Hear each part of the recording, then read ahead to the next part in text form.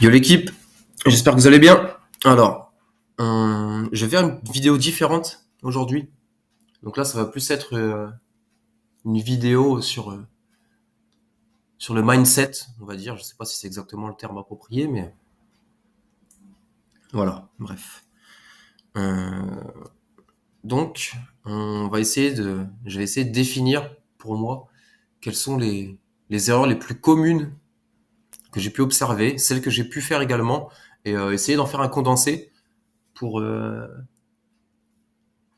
voilà, pour lister les erreurs ou en tout cas les conseils que j'aurais aimé entendre quand je suis arrivé dans l'écosystème des cryptos en l'occurrence. Voilà.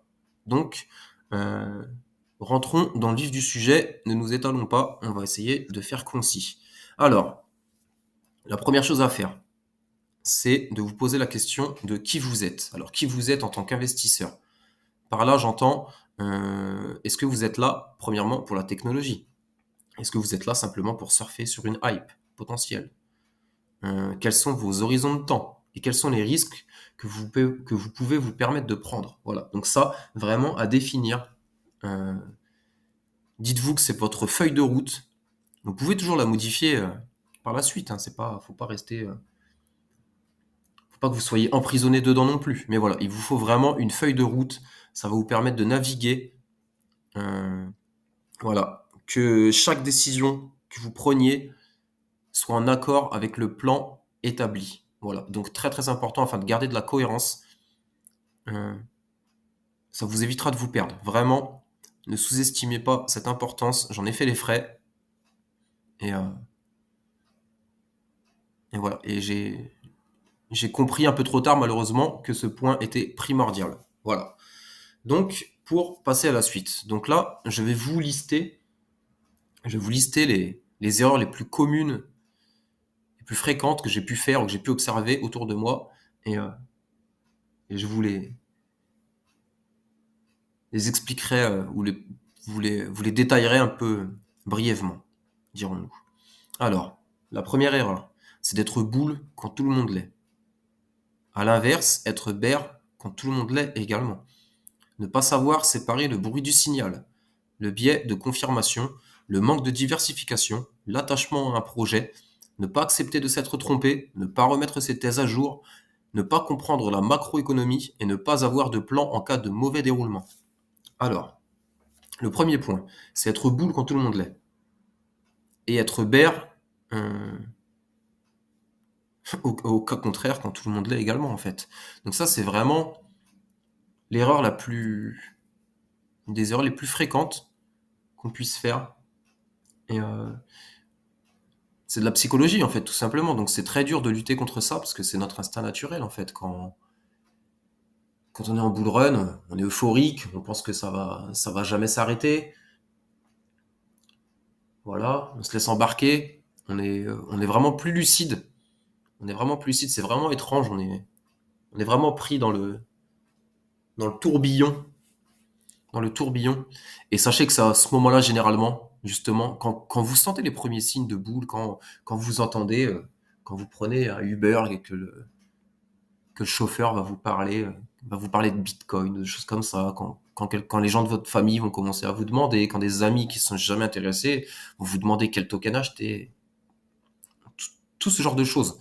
Donc là, il y a de grandes chances qu'on soit en boule. Donc là, prenez du recul, demandez-vous vraiment si on serait pas un peu dans l'excès et si ce serait pas le bon moment pour voilà prendre quelques gains en tout cas. Et à l'inverse, quand on est en bear, on a tendance à se dire que ça remontera jamais, voilà, qu'il aurait fallu vendre avant, je ne l'ai pas fait, euh, que ce serait idiot d'acheter maintenant après de toutes ces pertes, mais non en fait. Après, je pars du principe où vous avez fait votre plan et que vous croyez, vous prenez le pari des cryptos en tout cas déjà.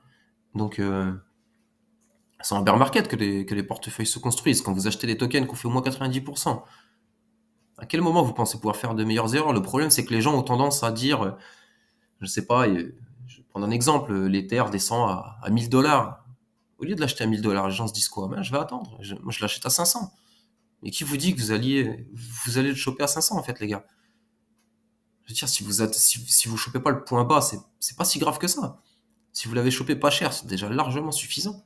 S'il monte à 10 000, qu'est-ce que vous avez à foutre de l'avoir acheté 500 dollars ou 1000 dollars, clairement. Ok, oui, vous gagnerez 2 fois plus d'argent, mais vous risquez aussi de louper la remontée, parce que s'il passe de 1000 à 1500, qu'est-ce que vous faites du coup? Vous attendez qu'il redescende à 1000 pour en acheter, du coup? Et s'il continue à monter et qu'il arrive à 2000? Bref, ça c'est vraiment les erreurs qu'on fait. Je le, je le fais encore, mais si j'essaie de lutter contre ce biais. Voilà. Mais c'est pas si évident que ça. Alors un autre problème, c'est pas savoir séparer le bruit du signal. Alors le bruit du signal, tout simplement, on a tendance à consommer trop de contenu. Enfin moi personnellement, c'est vraiment une erreur que j'ai commise assez souvent. Euh, pour donner un exemple de l'importance de faire un plan, j'avais pas fait de plan et en fait, je suivais des traders en fait. Je suivais des traders qui me disaient voilà, Ishimoku, machin chouette, dans une semaine, l'Ether a pris 20%, ou il a perdu 20% sans doute.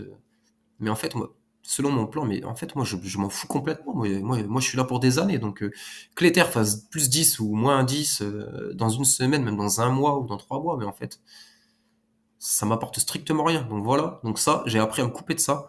Et si je peux donner une définition du bruit du signal, donc le bruit vraiment, c'est tout ce qui a un impact à court terme, mais qui changera rien au fond, quoi. Ça change pas le grand tableau, quoi. Et à l'inverse, le signal, c'est des choses qui sont pas forcément excitantes, qui vont pas faire la une des journaux, mais qui vous laissent entrevoir, voilà, des progrès, des avancées sur le long terme. Voilà. Donc c'est pas sensationnel, mais c'est vraiment ce qui a de la valeur. Donc, essayez de filtrer ça et, d'essayer essayer de capter le plus possible du signal et éviter le bruit. Voilà, très très important également. Ensuite, il y a le biais de confirmation. Alors le biais de confirmation, c'est de c'est un peu une erreur qu'on a, c'est qu'on reste enfermé dans nos on aime bien se conforter dans nos théories, se dire qu'on a raison. Donc voilà, on va regarder que du contenu qui nous plaît ou qui nous conforte dans notre manière de penser et on va esquiver tout ce qui peut nous contredire ou nous contrarier en tout cas. Donc voilà, essayez également d'aller chercher des contradictions, essayez de chercher des avis divergents aux vôtres, voilà, histoire de ne pas être trop biaisé. Ça pourra vraiment vous rendre service également. Ensuite, donc là, c'est pas vraiment de la psychologie, c'est plus de la mise en pratique. Donc ça, c'est le manque de diversification. Donc le manque de diversification, c'est vraiment une erreur également. Euh, Si vous vous concentrez trop sur un seul actif et que celui-ci rencontre un problème, parce que voilà, oubliez pas les gars, c'est les cryptos, c'est risqué, il n'y a rien de sûr, hein, c'est très très très compliqué de s'assurer de miser uniquement sur les bons canassons. Donc n'oubliez pas de diversifier. Je sais que ça paraît complètement débile dit comme ça, mais c'est très très très très important. Donc après il y a plusieurs manières de se diversifier, hein. Là en l'occurrence, j'ai découvert une méthode. Euh, ça a été Ça a été décrit par Nassim Taleb, la théorie des haltères. Donc allez jeter un œil si vous voulez. Voilà, je l'ai pas encore totalement mis en place, mais voilà, je suis en train de réfléchir et voir ce que ça pourrait donner. Donc lui, sa théorie, en fait, c'est simplement il estime qu'il faut avoir la majorité de vos actifs euh, dans quelque chose de sûr. Donc en l'occurrence pour les cryptos, de l'Ether ou du Bitcoin par exemple. Donc une grande majorité, disons environ, pour donner un chiffre comme ça au pif, 80%. Et les 20% restants, au lieu de les mettre dans des projets à risque moyen, les mettre dans des projets risqués, vraiment. Parce que lui, ce qu'il explique en fait tout simplement, c'est que si vous mettez ça si vous investissez le reste en dehors de vos 80% sur des actifs à risque modéré, en fait, les pertes peuvent être énormes et les gains potentiels sont minimes. À l'inverse, si vous prenez des risqués, les risques de perte sont énormes aussi, mais les gains sont sont quasi illimités. Donc voilà. Écoutez, je trouve ça assez smart. À voir après à mettre en pratique, hein, c'est un peu plus compliqué de toute manière, vu que les cryptos sont déjà plus ou moins toutes risquées. Qu'est-ce qui est risqué ou pas dans les cryptos? Après, voilà, ça c'est à vous de vous faire votre propre avis là-dessus, hein. Ensuite, nous avons l'attachement à un projet également. Donc l'attachement à un projet, c'est quand vous développez un lien affectif avec celui-ci. Voilà, vous consommez pas mal de contenu dessus, vous commencez à discuter avec des gens, voilà, qui s'y intéressent aussi, et voilà. Et vous développez donc un lien affectif avec ce projet. Donc en investissement, il ne faut jamais commettre cette erreur. Donc dès que vous sentez que c'est le cas, et prenez un peu de recul et dites-vous qu'il faut être capable de lâcher le projet si jamais celui-ci prend une tournure qui ne vous plaît pas trop ou des choses comme ça. Voilà. Donc vraiment, vous attachez pas à un projet. Euh, une autre erreur qui peut apparaître plus ou moins équivalente, c'est ne pas accepter de s'être trompé. Donc ça rejoint un peu le point précédent. Et donc là, c'est plus par souci d'ego. Voilà. Donc quand vous avez pris une position en public surtout. Voilà, si imaginons vous avez fait l'erreur de dire à des amis voilà, ce token-là, il va faire fois 100, c'est le futur, tu verras, personne connaît. Encore pire si vous avez déjà eu raison dans le passé, en fait. Vous pensez que ce sera toujours le cas. Mais non, peut-être que vous avez de la chance, en fait, tout simplement, et vous le dites pas, ça. Donc, vraiment aussi, ça, pas accepter de s'être trompé. Donc, sa réputation, on va dire, à, à un projet, ou voilà, ce genre de choses. Vraiment idiot, je vous dis, parce que j'ai commis cette erreur. De toute manière, toutes les erreurs que je vous ai présentées, je les ai commises. Donc voilà, mais vraiment celle-ci, voilà, lier sa réputation ou avoir un souci d'ego par rapport à ça, vraiment à bannir. Oubliez votre ego. Vraiment, vous pensez efficacité, on n'est pas là pour avoir raison. De toute manière, vous allez vous planter, vous allez devoir vous planter. Évidemment qu'il faut se planter. Mais être buté et borné, c'est vraiment contre-productif et ça vous apportera rien et vous le regretterez. Un autre point, c'est ne pas remettre ses thèses à jour, parce que comme vous le savez, dans les cryptos, tout évolue vraiment vite.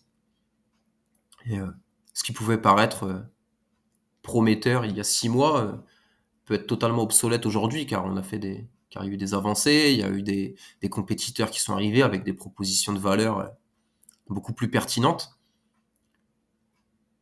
Donc pour vous illustrer le propos, par exemple, quand, euh, quand on est en bear market, voilà, votre token a fait au moins 80%. Écoutez, on est en bear market pour 1 an, 2 ans. Qu'est-ce que vous allez faire? Vous allez rester attaché à votre projet. Et vous savez qu'en 2 ans, il y a énormément de choses qui vont se développer. Vous allez rester attaché à votre projet qui a fait moins 80% en espérant revenir à l'équilibre dessus.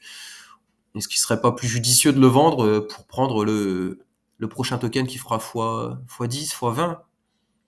Voilà, faut accepter de quitter à moins 80% si vous avez fait l'erreur, encore une fois. Donc vraiment, ne pas remettre ses thèses à jour, euh, très très très dangereux vu la vitesse à laquelle l'écosystème évolue. Après, on vous demande pas d'être une girouette, hein, et de changer d'avis toutes les 2 semaines non plus. Hein. Si vous êtes, faut quand même laisser le temps au projet de construire. Faut pas te presser vraiment, être patient, vraiment très très important également.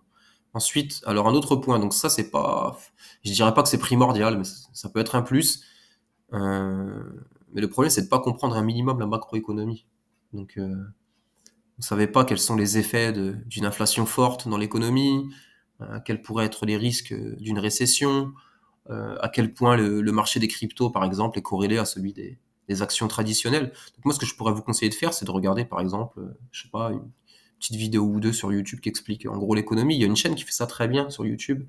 Euh, c'est la chaîne Eureka, Heureka. Donc je crois qu'il a fait, il me semble qu'il a fait 2 vidéos, peut-être 2 vidéos d'1 heure, voilà, où il fait vraiment un condensé, il résume vraiment les leviers de l'économie, et voilà. Donc, même juste regarder ça, ça pourrait déjà si vous avez aucune connaissance en économie, voilà, à vous permettre, ça peut ajouter une corde à votre arc, voilà. Et enfin, une dernière chose, c'est ne pas avoir de plan en cas de signe noir, plus communément aussi appelé Black Swan. Donc ça, c'est un événement que personne n'a vu venir, un Black Swan, et qui peut avoir des impacts énormes. Donc demandez-vous en cas de catastrophe, euh, qu'est-ce qui se passerait pour vous en fait? Comment vous réagiriez et quels seraient les impacts? Donc ne sous-estimez pas la possibilité, je sais pas, imaginons on découvre une faille une faille critique sur Ethereum dans une semaine, voilà, la blockchain crash. Voilà, il y a rien, il y a jamais rien de sûr, donc gardez ça à l'esprit. Et voilà, je pense que j'ai fait le tour. Il y avait peut-être d'autres points à développer, mais je pense que c'est un assez bon résumé déjà, c'est déjà les bases. Donc voilà, j'espère que ça vous aura été utile. J'aurais aimé entendre ces conseils plus tôt quand j'ai démarré. Voilà. Après, je me doute pas que, enfin, je me doute pas. Je me doute très bien, au contraire, que vous allez commettre, si ce n'est pas déjà fait, toutes les erreurs que j'ai citées précédemment. Ou alors, félicitations les amis, vous êtes un crack. Mais voilà, si au moins par cette vidéo j'ai pu vous aider à limiter l'impact de ces erreurs, écoutez, j'en serais très satisfait. Voilà encore une fois. N'hésitez pas à partager la vidéo si jamais vous pensez que ça pourrait aider certaines personnes ou que ça pourrait plaire. Mettez un petit pouce, abonnez-vous. Si vous voulez, écrivez-moi en commentaire des sujets que vous aimeriez que j'aborde. Et voilà, on se revoit bientôt pour une nouvelle vidéo. Prenez soin de vous. Passez une bonne journée les amis. À bientôt. Ciao.